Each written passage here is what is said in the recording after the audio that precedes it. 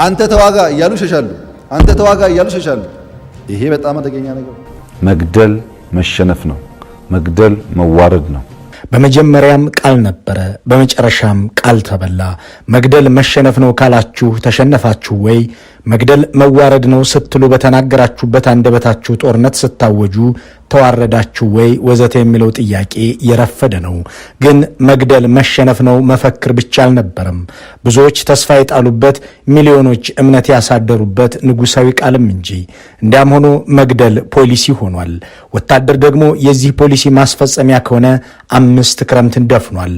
መንግስት አብዝቶ የሚተማመንበትን ሰራዊት በህዝብ ላይ ማሰማራት ይሁነኝ ብሎ ከያዘው ሰንብቷል። ከተማ ላይ አለመዋጋት የሚያስቆጨው ሰራዊቱን መተቸት ኢትዮጵያን ማፍረስ ነው ብሎ የሚናገር ይህ ሰራዊት ከተተቸ አገር ይፈርሳል ብሎ ለማብራራት የማይገደው እንደ ሰርክ ጸሎትም ይህንኑ በቴሌቪዥን ሲናገር የሚታይ ሆኗል። በሬዲዮም እንደዛ ተሰምቷል። ሰዎች ስራ ከፈለጉ መከላከያን ይቀላቀሉ፣ ቤት ቁጭ ብሎ ሰላም አይጠይቁ፣ ካይሮ ላይ ቦምብ ማፈንዳት እንችላለን፣ መከላከያ እንጂ ኢትዮጵያዊ ህዝቡ ሰፈርተኛና አላዛኝ ነው ወዘተ የሚሉት ቃላት ለ5 ዓመታት ደጋግሞ የነገረን አገዛዙ በሰራዊቱ እየተመካ በዚሁ እያስፈራራ በዚሁም እየገደለ ቀጥሏል። በብልጽግና አመራር ገዱ አንዳርጋቸው ቋንቋ ፖለቲካዊ ችግርን በወታደራዊ አገዛዝ ለመፍታት መስራት የብልጽግና መገለጫና አገራዊ ውድቀትንም ያስከተለ ስህተት ነው። የጠቅላይ ሚኒስትር አብይን ወታደራዊ ፖሊሲ የተከታተሉ ሰዎች እንደ መከላከያ የሚያፈረሱት እንደ መከላከያም ያደነቁት የለም ይሏቸዋል። ስለ ሰራዊቱ ያወሩትን ያህል፣ ስለ ሰራዊቱ የመሰከሩትን ያህል፣ በሰራዊቱም የተመኩትን ያህል ስለ አገሪቱ ህዝቦች ህብረትና ስለ አገራዊ ልማት ቢሰብኩና ቢሰሩ ኖሮ ለጠመንጃ ከሰጡት ትኩረት ለፖለቲካዊ መላ ሩቡን ቢመድቡ አገር ቅርቃር ውስጥ አትገባም ነበር ሲሉም ይናገራሉ። ሰራዊቱ የሚሞትና የሚቆስል ከወገኑም ጋር ደም እየተቃባ የቀጠለ ብቻ ሳይሆን በስሙም ቢሊዮን ብሮች እየተመደቡለት ያለ ነው። አገዛዙ ለመከላከያ የሚመድበውን በጀት ለትምህርት፣ ለጤና፣ ለመንገድ፣ ለኢነርጂ፣ ለከተማ ልማትና ለማዳበሪያ የመደበው በጀት ተመድቦ አይደርስበትም። ለዚህም የ2015 በጀት እማኛችን ነው። ከዚያ በፊት ግን ሰዎች ስራና ሰላም ከፈለጉ መከላከያን ይቀላቀሉ የሚለውን እናስቀድም። እነዚህ ተቋማት በሰው ኃይል መጠናከር አለባቸው።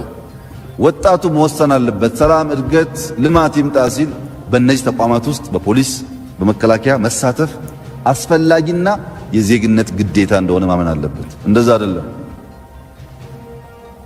ዝርዝሩን ማንሳት ስለማልፈልግ ነው እንጂ እጅግ አሳፋሪ ነው። 110 ሚሊዮን ህዝብ አለባት የምትባል ሀገር ይሄ ችግሯ መሆን አይገባውም። ማሰብ ያስፈልጋል። እኛ ራሳችንን ሰተን የማንሳተፍበት ማንኛውም ስራ በየቦታ የሚፈጠር ችግር እንዴት አይፈታም የሚል ጥቅል ንግግር ብዙ ዋጋ የለውም። እዚህ ጋር የተነሱት ነጥቦች ግልጽ ናቸው። ይህንን ማብራሪያ የሰጡት አገሪቱ ሰላም አጣች፣ ፖለቲካዊ መካረሮች በመበረከታቸው ምክንያት የሰው ህይወት እየጠፋ ሰላምም እየነጠፈ ነው ተብለው ሲጠየቁ በ2012 የመለሱት ነው። እሳቸውም ወጣቶች በብዛት መከላከያን ካልተቀላቀሉ ሰላም አይመጣም የሚል ምላሽ ይሰጣሉ። ይህን ችግርን በፖለቲካዊ መንገድ ለመፍታት አለመፈለግን ብቻ ሳይሆን የመግደያ በትር ማነሱንም የሚያመለክት ነበር። ይህንን ሲናገሩ የአገሪቱ መዳን ከአፈሙዝ ይመዘዛል፣ የአገሪቱ ሰላም ከጠመንጃ ይቀዳል እያሉ መሆኑ ማስረጃ ነው። ቀጥለውም ወጣቶች ኑ መከላከያ ግቡ ስላችሁ ካልሰማችሁ ሰላም አትጠይቁኝ ይላሉ። ሀገር ወዳድ ዜጋ ከሀገር መከላከያ ጋር፣ ከፖሊስ ጋር፣ ከመንግስት ጋር በጋራ መቆም አለበት። በተደጋጋሚ ተጨማሪ የሰው ኃይል እንፈልጋለን፣ ኑና መከላከያን አጠናክሩ፣ ኑና ፖሊስ አጠናክሩ ስንል ያልሰማ ጆሮ በፌስቡክ ቢጨው ኢትዮጵያን አይታደጋትም። ኢትዮጵያን መታደግ የፈለገ ኃይል እነዚህን ተቋማት ማጠናከር አለበት። ኢትዮጵያን የምታደጋት እሳቸውና መንግስታቸው ከተቃዋሚዎቻቸው ጋር የሚያደርጉት ፖለቲካዊ ድርድርና ውይይት ሳይሆን ጠመንጃ፣ መከላከያ፣ ፖሊስና ሰራዊት መሆኑን እንዲህ ሲናገሩ የአፍ ወለምታ አይደለም። ደጋግመው የሚሉት ብዙ ጊዜም የሚያብራሩት ነገር ነው። ኢትዮጵያ ማለት ሰራዊቱ እንደሆነ ይህ ሰራዊትም ከተነካ ኢትዮጵያ እንደምትፈርስ ደጋግመው ተናግረዋል። ከዚህ ሰራዊት መፈጠር በፊት የኖረችን አገር ይህ ሰራዊት የተተቸለት ኢትዮጵያ ትፈርሳለች ይሉናል። መከላከያ እያሉ የሚውሉ ከአሁን በኋላ መከላከያን በማይገባ ድንበር ከነካ ትቀፈደዳለህ። አይቻልም እንደሱ። ቢኮዝ መከላከያ ከፈረሰ የለንም። አገር ጠብቆ ያለው መከላከያ ነው። መንካት የለብንም። መከላከያን ከነካህ ትቀፈደዳለህ የሚለውን የአገር መሪ ንግግር የማይመስለውን ቃል ትተነው መከላከያ ከፈረሰ የለንም፣ አገር ጠብቆ ያለው መከላከያ ነው የሚሉትን ጉዳዮች እንመልከት። መከላከያ አገር ጠብቋል ሲባል የአገሪቱን ሰማይና ድንበር ከወራሪ ታድጓል ማለት እንዳልሆነ ታይቷል። ሁሉም የአገሪቱ ጎረቤቶች ኢትዮጵያ ውስጥ በትንሹም በትልቁም ጉዳይ ሰራዊታቸውን አስገብተዋል። ጅቡቲ በኢትዮጵያ ውስጥ በተካሄደ የጎሳ ግጭት መሳተፏ ከ1 ዓመት በፊት ተዘግቧል። የኬንያ ወታደሮች ድንበር ጥሰው ገብተው በኢትዮጵያ አርብቶ አደሮች ላይ ጥቃት ፈጽመዋል። የሶማሌው አልሸባብ የአገሪቱን ግዛት ተሻግሮ ከጅጅጋ በ100 ኪሎ ሜትሮች ርቀት ላይ ጥቃት ሲፈጽም፣ የሶማሊያ መንግስት ወታደሮች ደግሞ በኦጋዴን ገብተው ሰዎችን ገለውና አፍነው መውሰዳቸው ተዘግቧል። ደቡብ ሱዳን አንድ ወረዳ ጠቅልላ ወስዳለች። ሱዳን በጠቅላይ ሚኒስትሩ ግብዣ ቢሆንም የተንጣለለውን አልፋሽጋ ወደ ራሷ ከልላለች። ኤርትራ ሰሜን ምስራቅ ኢትዮጵያን ነጥቃለች። በዚህ መልኩ ኢትዮጵያን ያስጠቃና ያልተከላከለ ሰራዊት ነው እንግዲህ በጦሩ ጠቅላይ አዛዥ አገር ጠብቆ ያለው መከላከያ ነው የሚባልለት። ይህ ሲነካም እንፈርሳለን ሲባልም ይጨመራል። በእርግጥ መከላከያ የእሳቸው ስልጣኝ ተቀናቃኞችን እያፈነና እየገደለ የሰነበተ እንጂ አገር ሲጠብቅ የቆየ አይደለም። እያሉ ያሉት አገር ማለት እኔ ነኝ፣ ይህ መከላከያም ጠብቆ ያለው እኔንን አገዛዜን ነው፣ ይህ ከተነካ ደግሞ ከነብልጽግናዬ እፈርሳለሁ ነው ተብሎ ቢተረጎም ስህተት አይሆንም። ለዚህም ይቀጥላሉ። የአገሪቱ ሕዝብ ሰፈርተኛና አላዛኝ ነው፣ ኢትዮጵያዊ ሰራዊቱ ብቻ ነው። በግልጽ ንገረን ካላችሁ የመጨረሻ ኢትዮጵያ የምትባል ሀገር ያለችው መከላከያ ውስጥ ነው። ሌላውማ ስለ ቀበሌውና ስለ ቤተሰቡ የሚያላዝን ህዝብ ነው ያለው ኢትዮጵያ ውስጥ። ኢትዮጵያ ያለችው በለፍቶ አዳሪው ገበሬና በጥሮ ኗሪው አርብቶ አደር እንጂ በእርሶ ሰራዊትም አይደለም። እርሶና ሰራዊቶማ አገር እንድትፈርስ ህዝብ በህዝብ ላይ እንድነሳሳ ስትቀሰቅሱና ከህዝብ ጋር ስትፋለሙ ይቺ አገር ከዚህ በላይ አትፍረስብኝ ብሎ ታትሮ ያዘው እርሶ የሚያላዝን የሚሉት ህዝብ ነው ወዘተ የሚሉትን ሙግቶች ማቅረብ ተገቢ ቢሆንም ሰሚ የለምና ወደ ንግግሮቻቸው እንመለስ። ከዚያ በፊት ግን ብልጽግና ፖለቲካዊ ችግር ለመፍታት ከወታደራዊ አማራጭ ውጭ የሚታየው መንግስት አይደለም የሚለውን የገዱ አንዳርጋቸውን ንግግር እናስታውስ።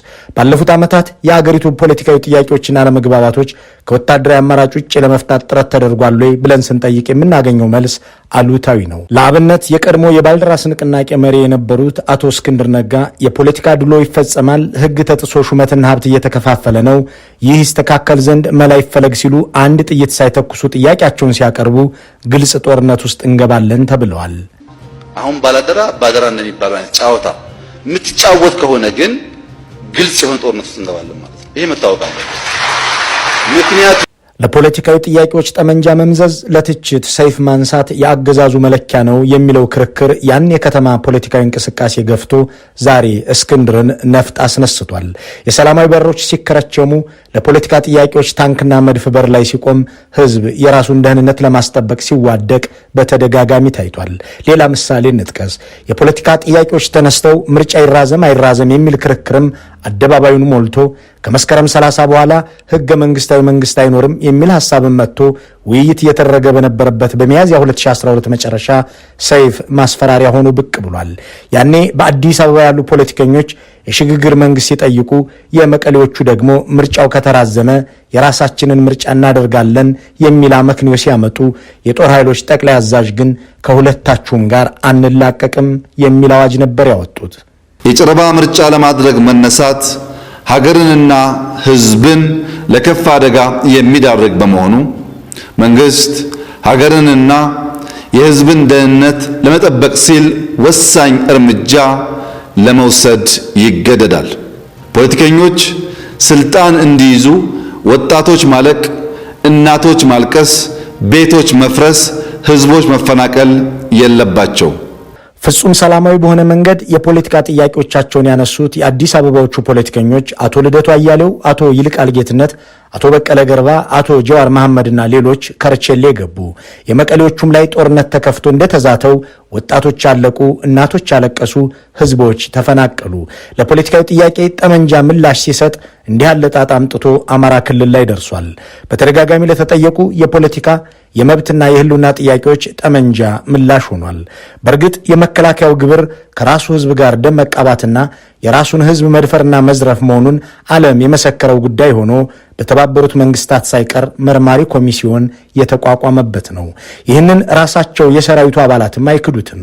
ገድለው ፎቶ ሲነሱ፣ ከአስከሬን ጋር ቪዲዮ ለመቅረጽ ሲጋፉ፣ ቆመው ምርኮኛና ሲቪል ሲያቃጥሉ፣ መንደርና ቤት ሲደበድቡ፣ የሕፃናትን መዋያና የተፈናቃይ ማደሪያ በቦምብ ሲደበድቡ ታይተዋል። በማኅበረ ዴጎ የተፈጸመውን ግድያ በምስል ቀርጸው ያስቀሩት የሰራዊቱ ባልደረቦች ናቸው። በቤንሻንጉል ሰው ከነነፍሱ ሲያቃጥሉ የታዩትም እነዚሁ የጸጥታ አባላት ናቸው። በባሌ የገበሬ መንደር ሲያጋዩ ቀርጸው እዩልን ያሉት እነዚሁ የኢትዮጵያ ጠባቂ እየተባሉ የሚወደስላቸው ወታደሮች ናቸው። ይህንንም ራሳቸው ሲናገሩትና ሲያጋልጡት ተደምጠዋል። ትግርኛ ተናጋሪ ከሆነ ጁንታ የሚል ቅጽል እየሰጠን ነው። የኛ የተዛባ አካሄድ ነው። እዚህ ሰፈር የነበሩ ህፃናት የ5 ዓመት 6 ዓመት ልጅ ነው መሰለኝ ጁንታ ቀበርን ብለው ከአንገት በታች በአሸዋ ቀብረውት ነው የመጡት። ይህ የኛ የሰራነው ትልቁ ስህተት ነው። አሁን አስገድዶ መድፈር 2 ሰው ነበረ መጀመሪያ እዚህ በዛ አልማር ብለው ግን አሁንም እንደገና ተፈጠረ። በክፍለ በጣም የሚያስጠላው አሁን የውንብድና ተግባር ነው። ዘረፋ ይባላል ግን ውንብድና ነው። ከማህበረሰቡ የምንለየው እነሱን ልንጠብቅ ነው ኃላፊነት የተሰጠን ሚሊተሪ የለበሰ። እኛ ግን እነሱን ልንጠብቅ ቀርቶ እያስፈራራን እየቀማናቸው ነው። እስካሁን ድረስ እስከ ትናንትና ቀን ድረስ ሰራዊታችን ዘረፋ ላይ ነው። አሁን 200 ብር ልጁን ደብድበው 200 ብር ተቀበሉት ኪስ ውስጥ ጤፍና ስንዴ የሚሰርቅ አለ። አሁን ግን የተገቡ መኪናዎች ልናስረክባቸው ስንል ከጠቅላይ ሚኒስትሩ ደብዳቤ ደረሰን። ማንም መኪና ማንም እንዳይወስደው ባለበት መዝግባቸው ተብሎ ተመዝግበው ሄደዋል። ማመለስ አልችልም። መከላከያ እስቲመርተው ተስመኛ መከላከያ ነው የምንለው። ጠቅላይ ሚኒስትሩ ይዟቸዋል። እንዲህ ያለ ስነ ስርዓት ያለው ሰራዊት አሰማርተው ነው እንግዲህ አትንኩት ኢትዮጵያን ጠብቆ ያለ ሰራዊት ነው የሚሉን። ጦሩ ያገዛዙ የአፈና መሳሪያና የግድያ ማስፈጸሚያ እንጂ አገርና ሕዝብን መጠበቅ እንዳልሆነ ላለፉት 5 ዓመታት ልጆቻቸውን በዚህ ሰራዊት የተነጠቁ እናቶች ያውቃሉ። ጦርነት የራሱ ሕጎች ያሉትና እነዚህን ዓለም አቀፍ ስምምነቶች ኢትዮጵያም የፈረመች ቢሆንም የጦሩ ጠቅላይ አዛዥ ግን ውጊያ ከተጀመረ በኋላ ሕግ የለም በማለት ጥፋትንና ኢሰብአዊነትን ያውጃሉ። ውጊያ ጀመረ ስታበቃ ፊት በጥፊ አይመታ ምናምን አትልም። እሱ በቦክስ ውድድር ውስጥ ያለ ሕግ ነው ፋውል የሚባለው። የጦሩ ጠቅላይ አዛዥ ሰራዊታቸው እንደሚመኙት ከተማ ሲያወድም እንደሚፈልጉት መሰረተ ልማት ሲያጠፋ ሲቀርም ብስጭታቸውን መደበቅ ሲያቅታቸው ታይቷል። በህዳር 2013 መቀሌን በ3 ሳምንት ውስጥ ተቆጣጠርሁ ባሉ ጊዜ ተፋላሚዎቻቸው መቀሌ ጠብቀው ከተማ ላይ ባለመዋጋታቸው የተበሳጩበትን ንግግራቸውን እዚህ ጋር እማኝ ማድረግ እንችላለን። ጀግኖች ቢሆኑ ኖሮ የመቀሌን ህዝብ ጥለው ከሚሄዱ እዛ እየተዋደቁ ይሞቱ ነበር። አንተ ተዋጋ እያሉ ይሸሻሉ። አንተ ተዋጋ እያሉ ይሸሻሉ። ይሄ በጣም አደገኛ ነገር ነው። ጀግና ከሆኑ ጠብቀውን ከተማ ላይ አንዋጋምና አንገድላቸውም ነበር ወይ የሚለው ንግግር ጥልቅ ከሆነ የአውዳሚነት ስሜት የሚመነጭ እንደሆነ በውጤቱ ታይቷል። መቀለን በሻሻ ያደረግናት ንግግር በኩራት የተነገረው ከዚህ ዘመቻ በኋላ ነው። የዲፕሎማሲ ችግራቸውንም ለመፍታት ወታደርነትና ሰራዊትን ማስፈራሪያ ሲያደርጉም ታይተዋል። በአንድ ወቅት ስለ ግብፅና ህዳሴ ግድብ ምን ይላሉ ተብለው ሲጠየቁ በአገሪቱ ፓርላማ ፊት ተቀምጠው እኔም በካይሮ ላይ ቦምብ የሚያፈነዳ ሰራዊት አለኝ ብለው ምላሽ ሰጥተው የግብፅ የውጭ ጉዳይ ሚኒስቴር መግለጫ እስከ ማውጣት ደርሶ ነበር። እርምጃ እንወስዳለን እንደዚህ እናደርጋለን እየተባለ ነው ተባለው። ያው እንግዲህ ኢትዮጵያውያን በውስጥም በውጭም በታላቅ ትህትና እንድትገነዘቡ ፈልገው 1/4 የኢትዮጵያ ህዝብ ድሃ ነው እና ወጣት ነው። ስለዚህ አፍሪካ ጋር እንዋጋ ከተባለ ብዙ ሚሊዮን ማሰለፍ ይቻላል ማለት ነው። አንዳንዱ ሚሳኤል መተኮስ የሚችል ከሆነ አንዳንዱ ደግሞ ቦምብ ታጥቆ ለኢትዮጵያ ከሆነ ለባንዲራ ከሆነ ለምን ያልሆነም ካይሮ ላይ ያፈነዳል ማለት ነው። እዚህ ውስጥ ያለው ንግግር ዲፕሎማሲያዊ ብቻ አይደለም። ወታደርነትን የድሃ ሙያ አድርጎ በመመልከት የድሃ ነፍስ ካይሮ ድረስ ሄዶ ሊሞት እንደሚችልም የሚጠቁም ነው። የዲፕሎማሲ ችግርን በውይይትና በድርድር ለመፍታት ከመጣር ይልቅ ካይሮ ድረስ ሄዶ ቦምብ የሚያፈነዳ ድሃ ህዝብ አለኝ ብሎ መናገር አሁንም ፖለቲካዊና ዲፕሎማሲያዊ ችግርን በጠመንጃ ለመፍታት የሚደረገው ጥረት አካል ተደርጎ ለምሳሌነት የሚቀርብ ነው። እንዲህ ያለውን ነገር ቀጥለውበት አሁን ደግሞ ጎረቤት ሀገርን ስለመውረር እያሰቡ እንደሆነ ዓለም አቀፍ መገናኛ ብዙሃን እየዘገቡ ናቸው። በቤተ መንግስታቸው እየጠሩ ለሚነግሯቸው ኢትዮጵያውያን እንዳብራሩት በግድም በውድም ኢትዮጵያ የወደብ ባለቤት ትሆን ዘንድ እየሰሩ ናቸው። ሌላም እንጨምር። የሲዳማ ህዝብ የክልልነት ጥያቄ አንስቶ ሰልፍና ሰላማዊ ተቃውሞ ሲያቀርብ ከዚያ በፊት በጅጅጋ የወሰዱትን ወታደራዊ መፍትሄ እንደማሳያ በመጥቀስ ሱማሌ የሆነው ደቡብ ይደገማል ሲሉ ነበር የዛቱት። ከህጋዊ መንገድ ውጪ ምንም አይነት ሙከራ ቢደረግ ሱማሌ እንደሆነው ደቡብም ይሆናል። በደቦ በጩኸት የሚፈጠር ነገር ከእንግዲህ በኋላ ማስተናገድ ትዕግስታችን አልቋል። እንደዛቱትም አልቀረ በእሳቸው የታዘዘው ጦር የብዙዎችን ነፍስ ቀጠፈ። የተነሳው ሰላማዊና ፖለቲካዊ ጥያቄ ቢሆንም ቀዳሚው ምላሽ ግን ወታደራዊ ነበር። እናም ብዙ ደም ፈሶ ብዙ ቤት ውስጥ ሐዘን ገባ። ቁጥራቸው ስማቸው የሆነ ሰዎች በዚያ አለቁ። በ2012 የብር ኖት ቅያሬ ሲመጣም እንዲሁ ወታደራዊ መፍትሄ ነበር የተሰጠው። ያልዳበረ የባንክ አጠቃቀም ስርዓት ባለባት ሀገር ብር ሲቀየር ሊፈጠር የሚችለውን የተጓተተ አካሄድ የሚጠበቅ ቢሆንም የጦሩ ጠቅላይ አዛዥ ግን ለሰራዊቱ ልዩ መብት ሰጥተው በኃይል ውረሱ ሲሉ አዘው ነበር። 1.5 ሚሊዮን ብር በላይ የያዘ ሰው አውቶማቲካሊ ቮይድ ነው፣ ይወረሳል። ገንዘቡ ይወረሳል። መከላከያ ከወረሰው መከላከያን ለማጠናከር እንጠቀምበታለን። ለኛ ሰጡ ነው። መከላከያዎች ወረሱትና እናንተ አቅማችሁን አጠናክሩበት ገንዘቡ። እኛ የምንፈልገው ህገወጥ ገንዘብ ይጠፋ ብቻ። አገዛዙ ከህግ በላይ ጠመንጃውን እንደሚያምን ከሚያስረዱልን ምስክሮች አንዱ ይህ ንግግር ነው። ዜጎች የብር ቅየራውን ተከትሎ የሚፈጠርባቸውን ግርታም ሆነ የሚፈጥሩትን ጥፋት ህጋዊ በሆነ መንገድ ከመዳኘት ይልቅ ለታጠቁት ወታደሮች ውረሱ የሚል መብት ተሰጣቸው።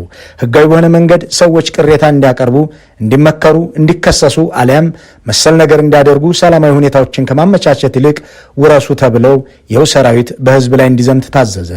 በዚህም በተለይ በኦሮሚያና በሶማሌ ክልል የመንግስት ወታደሮች ቤት ለቤት እየዞሩ መዝረፍና የህዝብን ገንዘብ መንጠቅ ስራቸው አድርገውት እንደነበር በወቅቱ ተዘግቧል። ቢያንስ የብር ለውጥ ለማከናወን ከአፈሙዝ ውጪ ምንም ምርጫ ያልታየው አገዛዙ በማህበረሰብ መሃል ሰራዊት እንዲዘምት በማድረጉ ዜጎች ለዓመታት የደከሙበትን ሀብት ለአገዛዙ ጭፍራዎች እንዲያስረክቡ አድርጓል። ፖለቲካዊ መብት ለጠየቀም ጠመንጃ፣ ብር ቅያሬ ለማካሄድም ጠመንጃ፣ ተቋሚንና ጋዜጠኛን ለማሰርና ለመግደልም ጠመንጃ፣ የዲፕሎማሲ ችግርን ለመፍታት ጠመንጃ፣ ያታፈናቅሉኝ ጥያቄም ሲነሳ አስቸኳይ ጊዜ አዋጅ፣ ጠመንጃ፣ ወታደር፣ ታንክ፣ ድሮን የ5 ዓመቱ የስልጣን ምንጮች ናቸው። ድርድርና ውይይት አድርጉ፣ ችግር ለመፍታት ከሚንጎራደዱ ታንኮች ይልቅ የሚከራከሩ ድምጾች ይሰሙ፣ ብሔራዊ እርቅና ሀገራዊ መግባባት ለማድረግ መድረክ ይዘጋጅ ሲባል ግን እየጠየቃችሁ ያላችሁት ስልጣን ነው፣ ስልጣኔን ልትወስዱ ነው የሚል ምላሽ ይሰጣል። ናሽናል ዲያሎግ ያስፈልጋል፣ እርቀ ሰላም ያስፈልጋል፣ ምክክር ያስፈልጋል ሲባል አትሰሙም? ብዙ ጊዜ በጣም እኮ ነው የሚባለው። ይሄ የኤሊት ባርጌን ስለ ናሽናል ዲያሎግ አይደለም የሚያወራው፣ ስለ ስልጣን ክፍፍል ነው የሚያወራው። የፖለቲካ ፓርቲዎች ተሰብስበው ናሽናል ዲያሎግ የሚያደርጉ ከሆነ ቅድም እንዳነሳችሁት የትኛው ሚኒስትሪ ማን ይይዛል ነው የሚነጋገሩት እንጂ የህዝብን ችግር ለመፍታት ቢያንስ ቱኒዚያ እንዳለው ከታች መጀመር አለበት። ስርዓቱ ለሰላማዊ ጥያቄዎች ያለው ምላሽና ለጠመንጃ ያለው ፍቅር ይህንን ይመስላል። አገዛዙ ያለ ጦርነት መኖር አይችልም እያሉ 5 ዓመታትን በሞገቱ ሰዎች ላይ ዘመቻ ሲያካሄድ የነበረው ተደማሪና ጦረኛ ኃይል ቀላል ባይሆንም ሐቁ ግን ሽፍንፍን አልነበረም። በምዕራብም በሰሜንም የተከረመበት ጉዳይ ነው። አሁን ደግሞ የፖለቲካ ጥያቄዎችን በጠመንጃ ለማፈን ህዝብን ለመግደልና ለመድፈር ለመዝረፍና ለማፈናቀል አዋጅ ከጸደቀ ቀናት እየተቆጠሩ ናቸው። መግደል መሸነፍ ነው ሲል ቃሉ የገቡ አንደበቶችም መግደል ኢትዮጵያን ማዳን ነው በሚል ዘመቻ ላይ ናቸው።